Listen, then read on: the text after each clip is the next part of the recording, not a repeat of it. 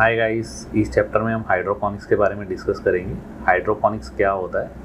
Hydroponics एक बहुत ही simple technique है। आपने कभी ना कभी ट्रेडिशनल फार्मिंग में कोई ना कोई प्लांट ग्रो किया होगा, गार्डनिंग कभी की होगी। तो जब आप ट्रेडिशनल फार्मिंग में प्लांट ग्रो करते हैं तो आप प्लांट को सॉइल के अंदर लगाते हैं, लेकिन हाइड्रोपोनिक्स में हम प्लांट किसी मीडिया में लगाते हैं, जैसे डच बकेट के अंदर या पाइप के अंदर लगाते हैं, जिसमें प्लांट होल्ड कर पाए। ट्रेडिशनल फार्मिंग में तो सॉइल उसको सपोर्ट दे देती है प्लांट को होल्ड करने के लिए, लेकिन हाइड्रोपोनिक फार्मिंग के अंदर हमें किसी चीज़ के अंदर लगाना होता है जिसमें प्लांट होल्ड कर पाए, जैसे पाइप्स हो गई या डच बकेट हो गई।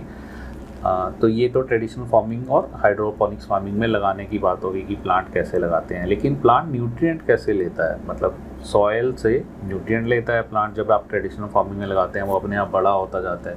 क्यों? क्योंकि उसको वहाँ से मिनरल्स मिलते रहते हैं, तो वो ग्रो करता रहता है। इसी तरह से जब हाइड्रोपोनिक्स में उसे ग्रो करना होगा तो वो मिनरल्स कहाँ से लेगा, उसको हम देंगे हाइड्रोपोनिक्स में।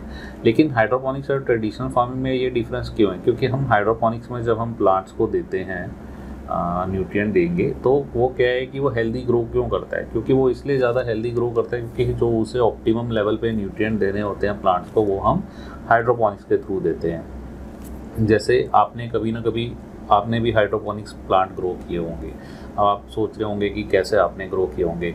आपने कभी पानी के अंदर कोई रोज़ उगाया होगा, कभी कभी कोई मनी प्लांट उगाया होगा। तो आप जब ये चीज़ें उसके अंदर ग्रो करते हैं तो वो क्या करता है, वो न्यूट्रिएंट अपना वाटर से लेता है प्लांट, और वो उसी से ग्रो कर जाता है। सेम हाइड्रोपोनिक्स में भी है, लेकिन हम इसमें न्यूट्रिएंट देते हैं जो प्लांट को एक्चुअल में रिक्वायर्ड होते हैं।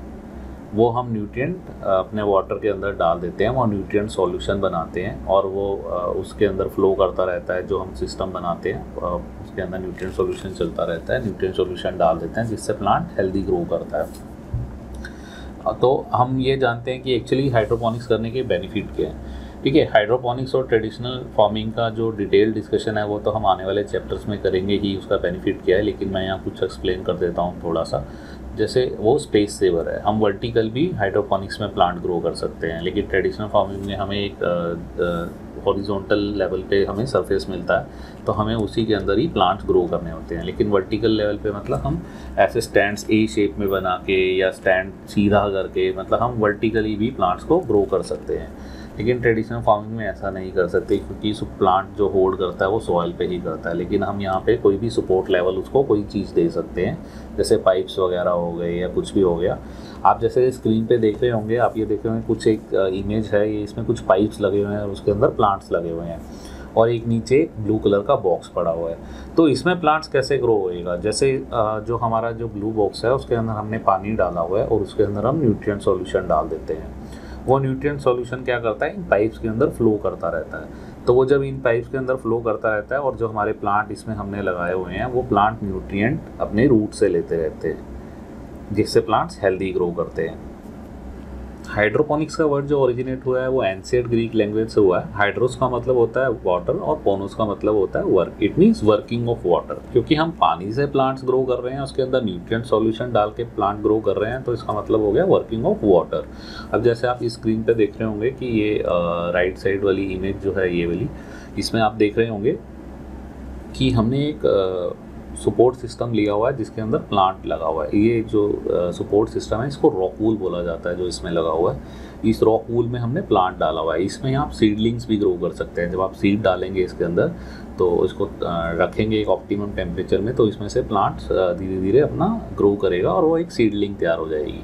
जब प्लांट्स की सीडलिंग तैयार हो जाती है तो हम इसके अंदर ट्रांसप्लांट कर देते हैं और इसके अंदर लगा देते हैं पाइप्स के अंदर, और इस पाइप के अंदर हम न्यूट्रिएंट सॉल्यूशन को फ्लो कर रहे हैं। तो प्लांट क्या करेगा, वो न्यूट्रिएंट सॉल्यूशन अपटेक करता रहेगा और उससे प्लांट ग्रो करेगा। इसमें हमें ये ध्यान देना होता है कि जो हम इसमें प्लांट लगाएंगे या प्लांट ट्रांसप्लांट करेंगे, वो उसकी जो रूट है वो उस न्यूट्रिएंट सॉल्यूशन को टच होनी चाहिए, जिससे वो न्यूट्रिएंट अपटेक करता रहे। क्योंकि यहाँ पे प्लांट के पास न्यूट्रिएंट अपटेक करने का सिर्फ एक ही तरीका है, वो अपनी रूट से ही न्यूट्रिएंट अपटेक करता है। जबकि सॉइल फार्मिंग में क्या होता है, ट्रेडिशनल फार्मिंग में क्या होता है, सॉइल वो भी अपना रूट जोन से ही न्यूट्रिएंट अपटेक करता है, लेकिन उसको सॉइल का पूरा सपोर्ट मिलता है, वो सॉइल के साथ लगा रहता है। इसलिए इसमें भी हमें वाटर के साथ टच करके रखना होता है जिससे वो न्यूट्रिएंट अपटेक करता रहे। हाइड्रोपोनिक्स बहुत पुराना है, मतलब हम 600 BC से ये कर रहे हैं, हमारे पूर्वजों ने किया है। जैसे नदियों पे प्लांट्स ग्रो किए हैं, उसे आज की डेट में एक्वापॉनिक सिस्टम बोलते हैं बेसिकली। उसमें क्या होता है कि जो फिश का वेस्ट होता है वो नाइट्रेट बन जाता है, नाइट्रेट बनने के बाद वो न्यूट्रिएंट बन जाता है और प्लांट्स उससे ग्रो हो जाते हैं। तो इस तरह से जो रिवर्स पे भी थे प्लांट्स ग्रो होते हैं, और हमारे पूर्वजों ने ऐसा किया है, प्लांट्स हाइड्रोपोनिकली ग्रो किए हैं। इवन हमने भी किए हैं, जैसे अभी मैंने बताया, आपने कभी ना कभी मनी प्लांट या कुछ ग्रो किया होगा वाटर में, तो ये हाइड्रोपोनिक टेक्निक ही है। लेकिन हम क्या करते हैं हाइड्रोपोनिक्स में, हम एक ऑप्टिमम न्यूट्रिएंट देने के लिए प्लांट को, जिससे वो हेल्दी ग्रो कर पाए, बिल्कुल अपने ऑप्टिमम लेवल तक ग्रो कर पाए, उसको बिल्कुल न्यूट्रिएंट हम दे देते हैं, जिससे वो अपना मिनरल्स लेता है और प्लांट हेल्दी ग्रो हो जाता है। उसे न्यूट्रिएंट रिच लिक्विड भी बोलते हैं।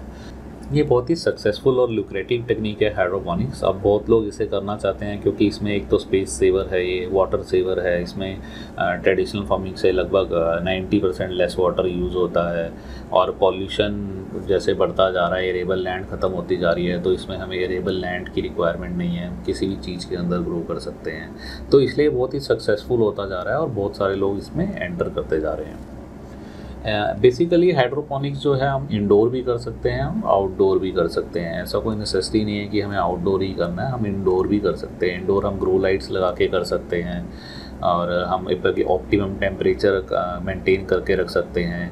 इवन आप वो वेजिटेबल्स भी ग्रो कर सकते हैं, जैसे हम एक्जोटिक वेजिटेबल्स इन्हें बोलते हैं, कि अगर हम जो सर्दियों में ग्रो करते हैं वो गर्मियों में भी ग्रो कर सकते हैं, क्योंकि हम एक ऑप्टिमम टेम्परेचर मेंटेन कर सकते हैं अगर हम इंडोर ग्रो करते हैं। अगर हम आउटडोर ग्रो करते हैं तो हमें बाहर के वेदर पे डिपेंडेंट रहना पड़ता है, लेकिन इंडोर हमें उस चीज़ के वेदर पे डिपेंडेंट नहीं रहना पड़ता। तो ये एक बेनिफिट है और हाइड्रोपोनिक्स का। उसी तरह से हम इसके अंदर कोई भी प्लांट ग्रो कर सकते हैं, चाहे वो फ्रूट्स हो, वेजिटेबल हो, फ्लावर हो या हर्ब्स हो, आप कोई भी प्लांट ग्रो कर सकते हैं। हाइड्रोपोनिक्स एक इजराइल टेक्निक है।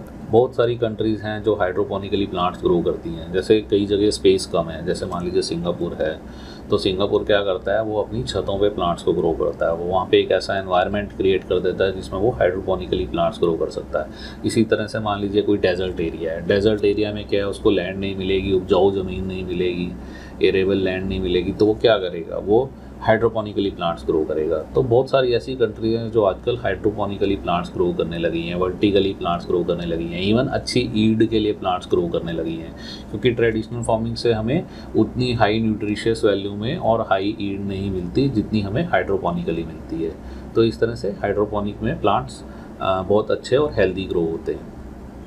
हाइड्रोपोनिक्स में हम कंट्रोल्ड अमाउंट में न्यूट्रिएंट देते हैं। जैसे ट्रेडिशनल फार्मिंग में क्या होता है कि रूट जोन बढ़ती है उसकी, क्योंकि उसे खुद न्यूट्रिएंट सर्च, अपने लिए मिनरल सर्च करने पड़ते हैं, लेकिन यहाँ पे हम खुद ही उसको दे देते हैं, तो उसको अपना ग्रोथ इतनी नहीं करनी पड़ती रूट जोन को, जबकि वो हेल्दी ग्रोथ होता है, उसकी फोलेज बढ़ती है। इसी तरह से ट्रेडिशनल फार्मिंग में उसकी रूट जोन भी ज़्यादा बढ़ती है, क्योंकि उसे जगह जगह जाके मिनरल सर्च करना पड़ता है। तो एक ये बेनिफिट है हाइड्रोपोनिक्स का कि एक कंट्रोल्ड अमाउंट में हम दे सकते हैं। उससे बेनिफिट ये क्या होता है कि हमारा बिल्कुल प्लांट हेल्दी ग्रोथ होता है और ज़्यादा ईल्ड देता है। ट्रेडिशनल फार्मिंग से अप टू 50% फास्टर ग्रोथ होती है और 3 टाइम्स बेटर ईल्ड दे सकता है हमारा हाइड्रोपोनिक्स का प्लांट।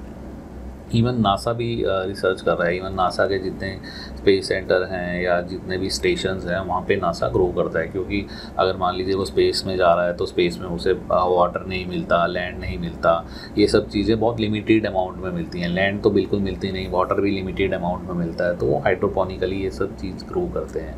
तो आपने देखा कि हाइड्रोपोनिक्स कितनी सक्सेसफुल टेक्निक है। आज की डेट में सब इसको एडॉप्ट करते जा रहे हैं। हाइड्रोपोनिक्स एक बहुत ही सिंपल टेक्निक है, कोई इसमें ट्रेडिशनल फार्मिंग से ज़्यादा डिफरेंस नहीं है। जो सब चीज़ें ट्रेडिशनल फार्मिंग के अंदर चाहिए होती हैं, वही सब चीज़ें हमें हाइड्रोपोनिक्स में भी चाहिए होती हैं। बस ट्रेडिशनल फार्मिंग में और हाइड्रोपोनिक्स में सिर्फ एक ही डिफरेंस है कि इसमें हमें न्यूट्रिएंट एक कंट्रोल्ड अमाउंट में देना पड़ता है। और हाइड्रोपोनिक्स का एक और भी बेनिफिट है कि हम इसमें हर चीज़ कंट्रोल कर सकते हैं, जबकि ट्रेडिशनल फार्मिंग में हम कंट्रोल नहीं कर सकते। आप इंडोर ग्रो कर सकते हैं, एक ऑप्टिमम लेवल पे लाइट दे सकते हैं, टेम्परेचर दे सकते हैं, ये सब चीज़ें हम एक प्लांट को दे सकते हैं जो रिक्वायरमेंट होती है एक अच्छी ग्रोथ के लिए। इस चैप्टर के लिए इतना ही। Thank you.